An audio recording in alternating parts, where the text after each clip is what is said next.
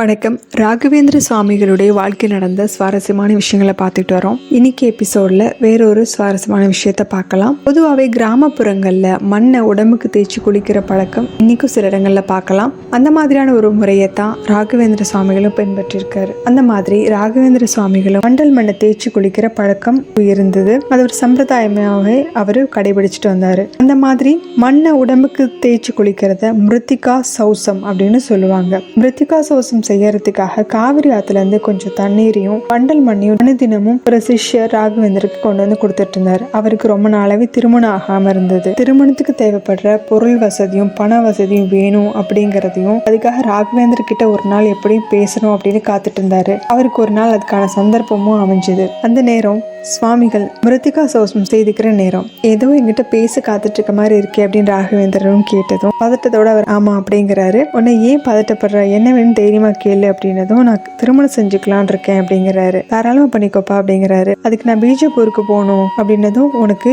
கல்யாணத்துக்கு தேவைப்படுற பொண்ணும் பொருளும் பணமும் வேணும் அவ்வளவுதானே அப்படிங்கிறாரு. ஆமா சுவாமி அப்படிங்கிறாரு. இந்த சிஷ்யரும் மிருத்திகா சௌசம் செஞ்சுக்கிட்டு இருந்த தன்னோட ஒரு பிடி எடுத்து அவர்கிட்ட கொடுத்து இதை வச்சுக்கோ, இதை வச்சு உன்னோட கல்யாணத்தை ஜாம் நடத்திக்கிட்டு வா, உனக்கு என்னோட ஆசீர்வாதம் எப்பவும் இருக்கும் அப்படின்னு சொல்லி அனுப்பி வைக்கிறாரு. இந்த சிஷ்யரோ என்ன நம்ம கல்யாணத்துக்கு பொண்ணும் பொருளும் கேட்டானா இவர் மண்ணை கொடுக்குறாரு அப்படின்னு யோசிக்காம அவர் கொடுத்த அந்த மண்ணை கண்களை ஒத்திக்கிட்டு அங்கிருந்து பீஜப்பூரை நோக்கி பயணத்தை துவங்குறாரு. அப்ப எல்லாம் நடைப்பயணமா தான் ஒரு இடத்துல இருந்து இன்னொரு இடத்துக்கு போக வேண்டியது இருக்கும். வழியில எங்கேயாவது கிராமமோ ஒரு நகரமோ இருந்ததுன்னா அங்க இருக்கக்கூடிய வீட்டோட திண்ணையில படுத்துக்குவாங்க. அதுக்காகவே திண்ணைகளும் அந்த காலத்துல கட்டி வச்சிருந்தாங்க. அது மாதிரி ஒரு வீட்டோட திண்ணையில அந்த சிஷ்யரும் படுத்து அசதியில தூங்க ஆரம்பிக்கிறாரு. அசந்து தூங்கிட்டு இருக்கிற அவருக்கு நள்ளிரவு நேரத்துல யாரோ எழுப்புற மாதிரி ஒரு உணர்வு ஏற்பட எழுந்து பாக்குறாரு. பார்த்தா அவர் முன்னாடி ஒரு பெரிய பூதம் ஒண்ணு நின்றுட்டு இருக்கு. அதை பார்த்து பயந்தவரு ஓம் ராகவேந்திராய நமக அப்படின்னு உச்சரிக்கவும் மனசுல ஒரு தைரியம் வருது. நீ யாரு அப்படின்னு கேக்குறாரு. கேட்டதும் நான் ஒரு பிரம்மராட்சசன்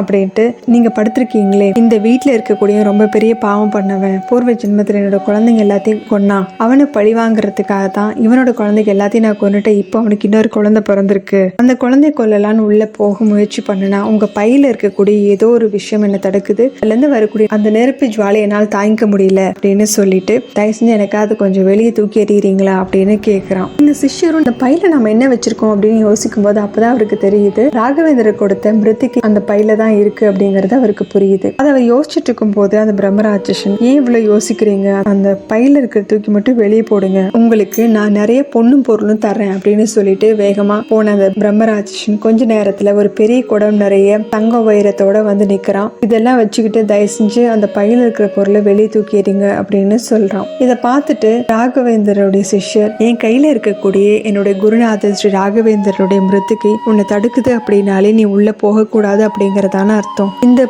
குடும்பத்தை பழி வாங்குறது மூலமா உனக்கு எந்த நல்லதும் நடக்க போறதில்ல. ஆனா இவ்வளவு சக்தி வாய்ந்த இந்த மிருத்திகை உனக்கு கண்டிப்பா நல்ல கதியை கொடுக்கும் அப்படின்னு சொல்லி அந்த பிரம்மராட்சசன் மேல அந்த மிருத்திகையை தூவ அவனுடைய உருவம் மாறி அவன் முக்தியும் அடையறான். அந்த வீட்டுக்கு வெளியே ரொம்ப பிரம்மாண்டமான சத்தமும் அக்னி ஜுவாலையும் ஏற்பட்டதை பார்த்து அக்கம் பக்கத்துல இருக்கிறவங்க எல்லாருமே வெளியே வந்து பாக்குறாங்க. இந்த சிஷ்யரும் ராகவேந்திர சுவாமிகள் கிட்ட இருந்து மிருத்திகை வாங்கிட்டு வந்ததுக்கான காரணம் இங்க நடந்ததுன்னு எல்லா விஷயத்தையும் சொல்றாரு. கேட்டதும் ரொம்ப சந்தோஷப்பட்ட அந்த வீட்டுல இருந்தவரு என்னோட இந்த குழந்தை காப்பாற்றப்பட்டது உங்களால தான். பக்கத்துல இருக்க ஒரு பொண்ணை காமிச்சு இந்த பொண்ணு என்னோட உறவுக்கார பெண் தான், இவளுக்கும் நாங்க வரன் பார்த்துட்டு இருக்கோம், இந்த பெண் உங்களுக்கு ஏத்தவளா இருப்பான்னு நாங்க நினைக்கிறோம், உங்களுக்கு இந்த பொண்ணை பிடிச்சிருந்தா திருமணம் செய்துக்கலாம் அப்படின்னு சொல்ல அவரும் ரொம்ப சந்தோஷமா ஒத்துக்கிறாரு. அவங்க எல்லாரும் பீஜப்பூருக்கு போறாங்க. அங்க முறைப்படி திருமணமா அவருக்கு நல்ல விதமா நடக்குது. நடந்த எல்லா விஷயங்களுமே ராகவேந்தர்கிட்டே வந்து சந்தோஷமா சொல்றாரு சிஷ்யரும். அதை கேட்டு ராகவேந்திர எனக்கு எல்லாம் தெரியும் அப்படிங்கிற மாதிரி புன்னகைச்சுட்டே அவருக்கு ஆசீர்வாதமும் பண்றாரு. இன்னைக்கும் கூட ராகவேந்திர சுவாமிகளோட